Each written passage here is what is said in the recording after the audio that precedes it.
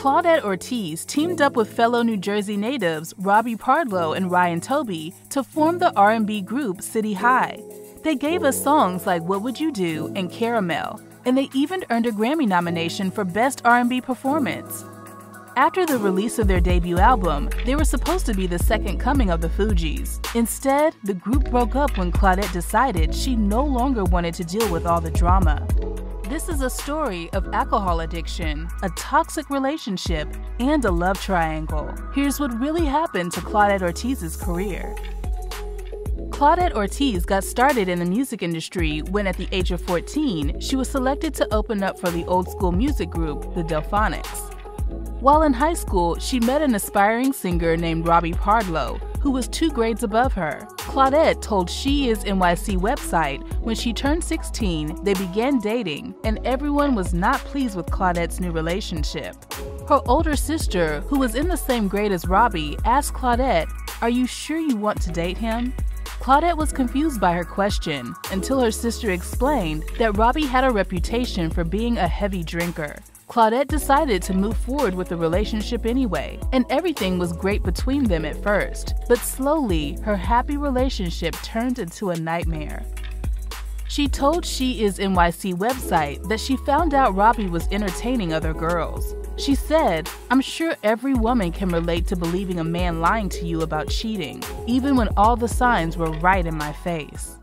Claudette told the website, after confronting ROBBY about a girl he was seeing, he allegedly threw a brush at her. She ducked just in time, and the brush broke through his bedroom window. She said she gathered up her things and walked home, which was approximately 2 miles away from ROBBY's house. As she was walking away, ROBBY allegedly ran out of the house and started pounding on the hood of his car and even broke the headlight. Claudette told the website that ROBBY's mom came outside and asked her not to leave. The 3 of them sat down to talk. Claudette said ROBBY's mom was telling me things like, "I shouldn't add fuel to the fire," basically making me feel like it was my fault. It wasn't just ROBBY's alleged infidelities that caused major problems in their relationship. Claudette said his drinking got out of control as well. She wanted to end things, but she didn't know how to escape. ROBBY eventually got signed to Wyclef Jean's record label, Booga Basement, through Interscope Records. Claudette was signed on as a songwriter, and she and ROBBY went by the group name Wooga Booga. The label brought in another artist and Sister Act 2 star, Toby, to help co-write and co-produce the project. But after label executives saw how well Claudette, ROBBY, and Ryan worked together, they decided they should become a 3-person group and were given the name City High. They headed to the studio and began working on the tracks for their debut album. In 1999, when Claudette was just 18 years old, their song What Would You Do was featured on the soundtrack for the film Life, starring Eddie Murphy. But there was no time for Claudette to enjoy the song's success. In fact, she didn't even realize how popular City High had become. She told Singer's Room website the group was busy traveling, working, and performing. They didn't have access to cell phones and social media at the time, so they didn't know if the song was doing well or not. It wasn't until they got booked for shows like MTV's TRL and she noticed the entire audience knew the song word for word that she realized City High was making an impact.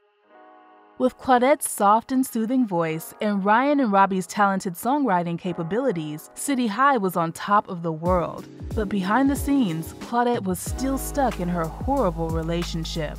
As they were putting the finishing touches on their album, Claudette said ROBBY was allegedly intoxicated most of the time. Going on the road with ROBBY and spending a lot of time with him in the studio became too much for her to handle. Her management reportedly begged her not to break up with him, so she held on a little bit longer, up until the group had a session at the Hit Factory studio. Claudette said ROBBY walked past her and asked, "So this it? We over?" And Claudette answered, "Yes." She thought that ending their relationship would bring an end to all the drama, but Claudette told the TT Therese radio show ROBBY began tormenting her. He also wasn't taking care of the business side of things. He would allegedly go to radio interviews and pass out live on air. He also allegedly skipped out on shows. In February 2001, What Would You Do was officially released as a single. It became a motivational anthem for single parents and peaked at number 8 on the Billboard chart. A few months later, their self-titled debut album was released, followed by 2 additional singles, Caramel featuring Eve and the song City High Anthem. She and Robbie were broken up for a year when Claudette fell in love and began dating their City High group mate, Ryan Toby. She told Vlad TV Robbie wasn't happy that she moved on. Thankfully, she had a lot of support from Ryan and was relatively happy, but having to be around Robbie all the time was tough for her. In 2002, City High filmed a few short videos to promote the MTV reality show, The Real World. Then at the age of 21, Claudette welcomed her first child with Ryan. She told the TT Therese radio show that after having her baby, she knew she didn't want to raise him in the group environment that was full of so much chaos. So she walked away from City High and never looked back. She gave birth to a second son before she and Ryan tied the knot in 2004. Even though she was no longer a member of the group, Claudette was still busy working. She collaborated with Wyclef, Nas, and Ja Rule. She told You Know I Got Soul website, "It was a dream come true to meet and work with so many cool artists." Ryan also had a bit of success and received songwriting credits on Usher's album Confessions. But as far as releasing a solo project, Claudette told TT Therese she bumped heads with execs at Interscope Records about the direction of her music. It was also hard to juggle raising her children and working on her music career at the same time, but she never gave up hope.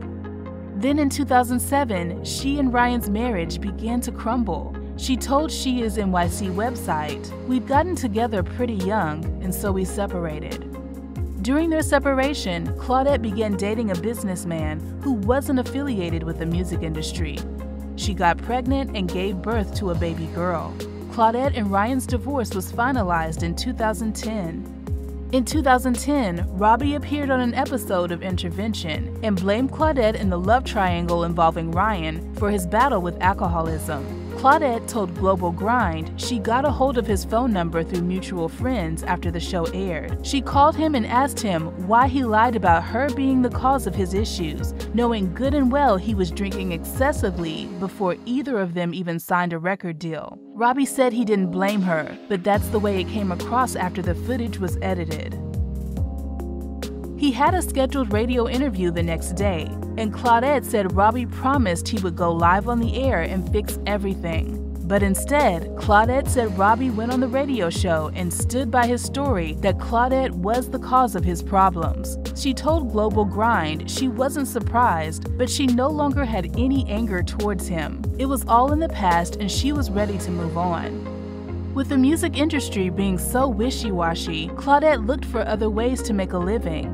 Ryan moved to Los Angeles to pursue his music career, while Claudette and her 3 children left their family home in Atlanta and moved to New Jersey. Claudette said they eventually lost the home in Atlanta. She didn't have any corporate experience, so getting a job in the real world was a struggle. She tried to launch several businesses, including catering and cleaning services, but they all failed. She even considered joining the Air Force Reserve. After praying numerous times for guidance, her prayers were finally answered. She was having a rough night after she and her children were forced to leave the new place they were living in.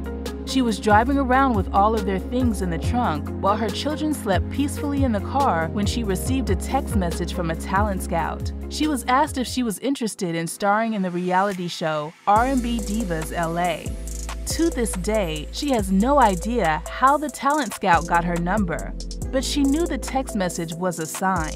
Even though she didn't really want to open up her life to strangers in that way, she thought the reality show could be an opportunity for her to provide a better life for her children. So she agreed, and she and her 3 children moved out to Los Angeles. While Claudette was a cast member for 2 seasons, her exes Robbie and Ryan joined Lil' Kim's Return of the Queen tour and performed What Would You Do during the summer of 2013. R&B Divas was eventually canceled after 3 seasons.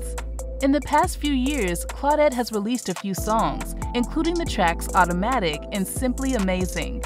She told You Know I Got Soul website she was working on an album that would include songs about her past relationships. As of this video, her solo project has yet to be released, but Claudette has been keeping busy in other ways.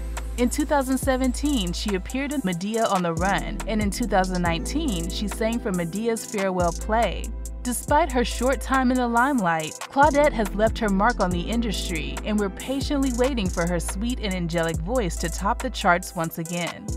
Let us know your thoughts on Claudette's music career, and thanks for watching Real Reality Gossip.